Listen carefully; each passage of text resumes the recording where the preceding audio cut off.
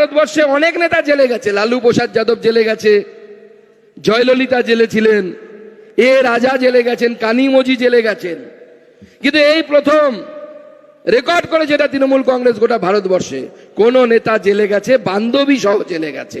এই রেকর্ড ভারতবর্ষে দুর্লভ, আর কেউ করতে পারেনি। বান্ধবী সহ জেলে গেছে, কেষ্ট জেলে গেছে, মেয়েকে নিয়ে সঙ্গে জেলে গেছে। আজকে ভাবতে অবাক লাগে।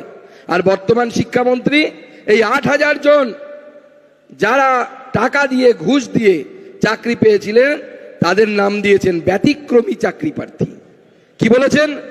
ব্যতিক্রমী চাকরি প্রার্থী, মানে শিক্ষকদের এবার গায়ে লেখা থাকবে, এরা যদি স্কুলে যায় এদের বুকে লেখা থাকবে ব্যতিক্রমী শিক্ষক।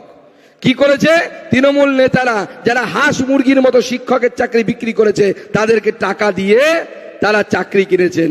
পরিষ্কার বলে দিচ্ছি, যারা টাকা খেয়েছেন তাদের জেলের ভেতরে যেতে হবে।